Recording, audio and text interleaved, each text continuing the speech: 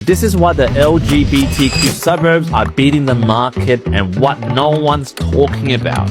That's right, folks. Do you know what's outperforming your straight cousin's investment in the suburbs? It's a rainbow.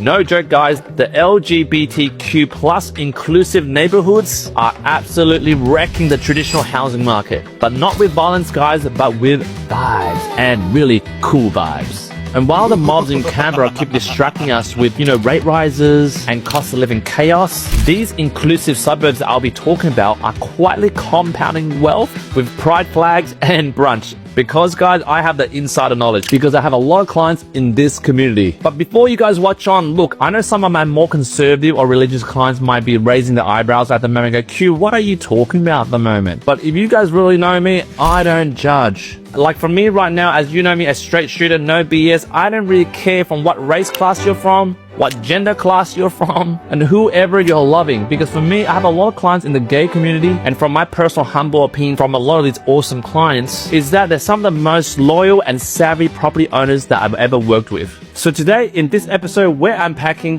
why the LGBTQ plus heavy areas like Newtown, Fitzroy, and West End are outperforming the national averages. The economic truth behind cultural inclusivity and real estate value. How this affects young renters, investors, and buyers who think culture is an asset class. And why ignoring all these micro markets might just be your biggest financial mistake when investing as a property investor. Because, guys, whether you like it or not, Australia is a country of inclusivity. I can't even bloody say the goddamn word. But the market is reflecting that. And whether the mobs in Canberra admit it or not, in this video, we're going to talk about how culture can shape a suburb and increase its value astronomically. Firstly, guys, inclusivity isn't just political, it's actually profitable. Let's call it for what it is, but the LGBTQ plus community builds culture, stability, and economic gravity. And according to Domain, suburbs like Newtown in New South Wales, Fitzroy in Victoria, and West End in Queensland, they have seen a staggering 38% capital growth over the past 5 years. And these suburbs are currently outpacing the surrounding regions. To quote Domain Group economist spokesperson, they said, quote, inclusive communities create long-term value, end quote. However, to offer a balanced view, the Counter for Urban Research Institute, they said, quote, these trends are more about gentrification than LGBTQ plus culture, end quote. And guys, this is my take, right? Gentrification didn't just happen, right? It was built off the backs of artists, drag performers, baristas, and same-sex families who actually showed up to these suburbs when no one else wanted to. Like, what I'm trying to say is rainbow real estate walks so the rest of the city can run. And secondly, guys, legal wins spark property booms. What I mean by this? Well, since 2017 legislation of the same-sex marriage in Australia, CoreLogic tracked a notable uptick in first home purchases by same-sex couples, and particularly in those urban hubs. And guys, that's not just a coincidence. Like, this is the formula of growth behind these areas, right? We have legal recognition equals financial security equals property buying confidence. To quote the Queer Rights Network, they said, quote, marriage equality has stabilized LGBTQ plus households, leading to greater investment confidence, end quote. But then to counter that, Conservative Housing Analysis Association says, quote, there's no direct data showing correlation, end quote. Like, yeah, you bloody conservatives, if you don't ask on the forums and people don't fill it out, yeah, it doesn't exist. But let me tell you guys, real brokers like me, the street brokers, I've been seeing this trend for the past 5 years, and a lot of my investor clients have been capitalizing on this, and most of them are straight. This is how massive capital growth is built into these suburbs. Thirdly, guys, the rainbow dollar effect. Yes, let me explain this. Because, guys, here's the truth the media dances around, right?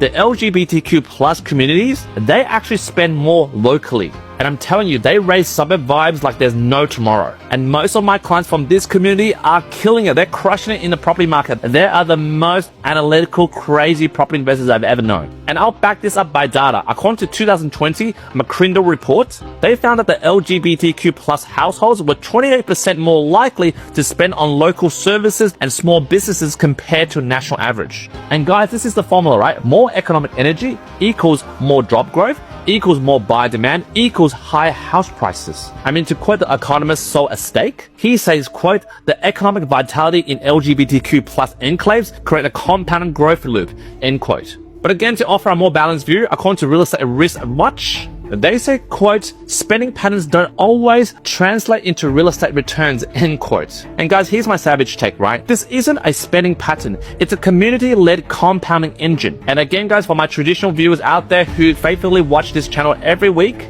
this isn't about pushing an agenda, right? I don't have a, gay pride or whatever agenda that you think I have, right? I'm talking about thinking like a cold, hard investor, right? You have a bucket of cold ice, you dipped it into your drain, you're like, I'm purely driven by data. This video is about understanding where the money is going. And right now, I'm just showing you the truth behind the numbers that no one talks about. And fourthly, guys, how to spot the next inclusive growth pocket before it booms. This is the part that you're waiting for. So guys, here's the tips. I'm going to throw this on the board. Firstly, look for fringe suburbs near CBDs with a growing arts or creative scene. If you don't know where it is, grab a gay mate and ask them. They would know for sure. Number 2, look for safe nightlife. Number 3, look for progressive councils. Even if the mobs in Canberra are stuck in 1955, there are some councils that are very progressive. And to add on top of this checklist, in this area, they would have to have at least one decent LGBTQ plus friendly bookshop, cafe, or weekly drag bingo, right? Like, for example, I live around Sydney, like in Newtown, they had this in 2005. And then in Victoria, I think my client told me, and Fitzroy had it in 2010, something like that. But look for those type of activities in that suburb. Like, what I'm trying to say to you guys is be vigilant. Don't just get clouded with your biased conservative eyes, right? Look at the data. I'm telling you right now, write this down. The rainbow comes before the pot of gold, right? There's a bit of truth in that, right? Like right now, let me quote the Property Data Lab. They said, quote, inclusive community markers predict long-term capital growth, end quote. But then the naysayers say, for example, Suburban Planning Coalition, they said, quote, niche cultural trends don't scale, end quote. Like, yeah, Suburban Planning Coalition, tell that to my clients who experienced a 200% growth in Sydney's inner west from 2010 to 2022. So right now, let me take a back seat and let's go for the roast. Let's be honest, guys. The mobs in Canberra, they like to talk about productivity, GDP, and infrastructure change. But what they don't want to admit is that culture, like I'm talking about inclusive culture. This is the engine behind driving growth in a suburb. The people that go into that community brings up the value. If you don't believe me, look at Bankstown, look at Blacktown. Who's living there at the moment? Crime, crime, crime, crime, crime. In the last 6 months, the value has dropped by 5%. And I know most of you guys will counter and go, well, Q, the banks still don't factor belonging into their valuation models. Yeah, I know. But people who live there drive the market value of that house. It's very subjective. For example, in the last 3 months in that suburb, those average houses that were sold 6 months ago, for example, $1 million.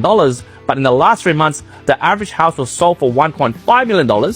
There's a 500k uptake in the last 6 months. Who decides that? The people who are selling those goddamn properties there. And on top of that, those people who are selling, there's also people who are willing to buy those goddamn properties, right? So I'm telling you guys, don't discriminate culture, don't discriminate people when you're trying to buy in a certain suburb. And all the meanwhile of this, the LGBTQ friendly suburbs and neighborhoods keep generating demand, raising prices, and building economic resilience in a housing market that's otherwise eating itself. So guys, this is my closing perspective. If you're an investor or a first home buyer and you're ignoring inclusive suburbs, you're not just missing out on community. You're missing out on one of the most strongest predictive signals for long-term capital growth in this country. And I'm telling you guys, the data's clear, the culture's real, and the returns, man, they're banging, compounding. So if you guys want to know more about this, I recommend you book a 50-minute strategy call or a 60-minute deep dive with me for me to build a holistic lending solution where I'll pair you with my accountants, my financial planners, and my A-game property buyers agents for you to build a property portfolio to end the generational curse in your family and build generational wealth.